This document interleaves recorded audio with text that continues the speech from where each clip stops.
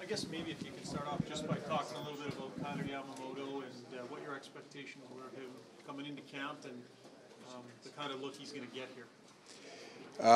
High skilled player, good level of grit, undersized but strong. Knew that he turned some heads just from the skill package and his compete, and he's deserved to be here at this time.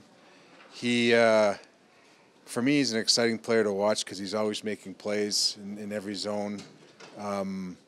And having said that, we all know that the play picks up as the regular season starts and unfolds. So we'll assess him, and that's what we told him day by day.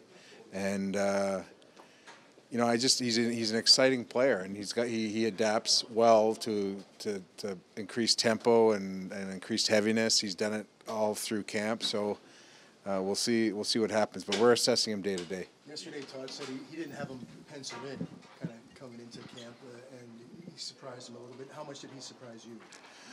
Well, he did a little bit, and I told Todd that he's going to probably be challenging or at least turning heads, meaning like he enters into the equation come training camp. It's a player we really liked. He's a real good kid, loves the game, very passionate about the game. So yeah, I'm a bit surprised at where he's at right now. But even in practice, he makes plays all the time, and the other players appreciate that, and they see the value to it. How important is it that your second line be first rate this year?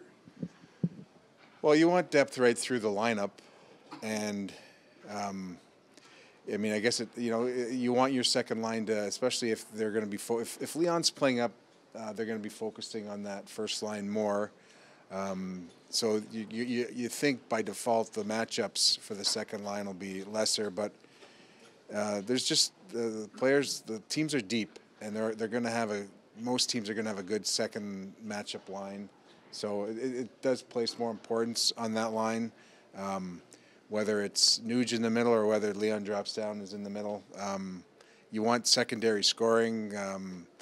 You want the ability even for that line to check when you're in visiting teams' ranks. So if we're going to contend, you need that line. You need the third line too, and you need the fourth line. Let me rephrase that. How important a year is this for Nuge? It's last year statistically wasn't a great year for him.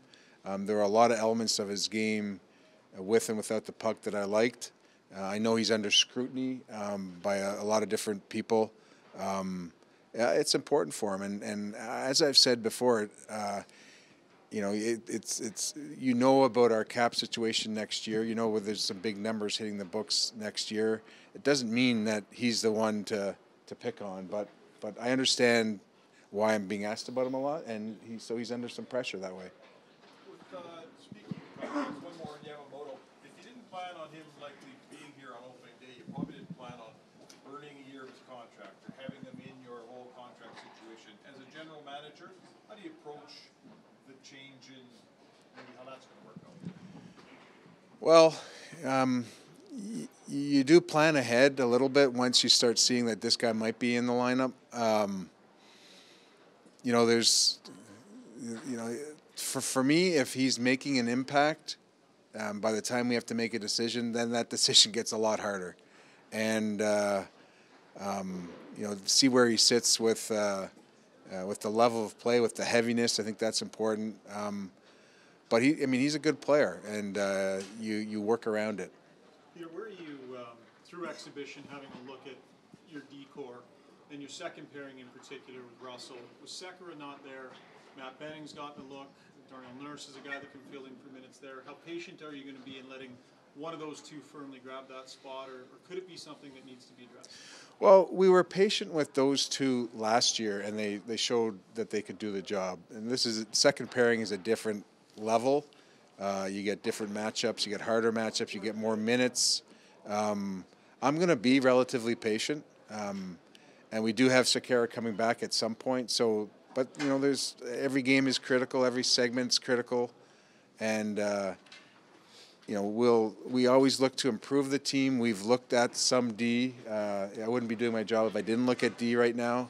But I'm going to let them. I'm going to let them prove that they can do it, or prove that they can't.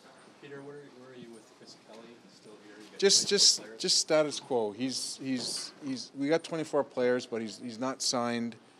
So we're going to go as a roster as is right now with the 23 players that you see. And then Chris he's unsigned. I've talked to Chris about sticking around. I'll have another talk with him. And he's, you know, I've had a history with Chris. For me, he's shown that he can play in the league. Watching him, he's come back from his injury. Very smart player, very good character player. But right now, it's really, there's nothing I can report on. He's going to be sticking around, and we'll play that day by day too. Who's the guy who's sticking around doing when the team's practicing? He's not on you. Well, he practiced today, and he'll continue to practice. Still and practicing yeah, even though he's not. yeah. When Griffin Reinhart went down last year, he told us after the fact that he understood it was going to be a development year, and that, you know, maybe other guys would get called up ahead of him, and it was a development type year. With Cooley Yarby, do you view this year similar to that, or are you open to him being back here sooner rather than later based on what he does? Well, what was the age gap? Jesse's 19, Griffin was 23. That's a pretty big gap. But I mean, it's about development with Jesse, and you know, what I told Jesse was that look what happened with Darnell, look what happened with Leon. I mean, and they were a year ahead of Jesse, so he was upset. We had a long meeting. I told him I did see a lot of improvement this year. I thought he was playing straighter lines. I thought he was pursuing the puck better. He was making more plays, but he wasn't without mistakes. And I said, you got to clean up your game a little bit and go down there and shove it up my what. And so I wouldn't be adverse to bringing him back, but I want to see his game cleaned up a little bit. I'm happy with the development trail he's on, and he's a big body. He's learning the living in this country. He's still learning the language. So there's an acclimatization component to this too, but we'll keep a close eye on him. Peter, you used the word contend earlier. Just curious how you think this group will handle the increased expectations that are around it. That'll be interesting to see. There are increased expectations. I see where everyone's picking us. These guys see it. It's a whole new dynamic. I feel it as a manager. Todd feels it as a coach. We're trying to message the right thing to the players as far as dealing with it. You know, I like the way we dealt with getting into the playoffs, the drive to get in last year as a group. I like the way that we dealt with some adversity in the playoffs. So I think there's a good level of character to this group, and I would expect them to deal with it well. But I mean, it's a whole new ball game when you're picked to contend. What do you say? What is your message? Well, mine necessarily isn't the message to the group. I talked to Todd about it. What I said to the group at the beginning of the camp was like, just eliminate all the white noise. You know, just come bring your lunch pail every day, do your job, and good things will happen.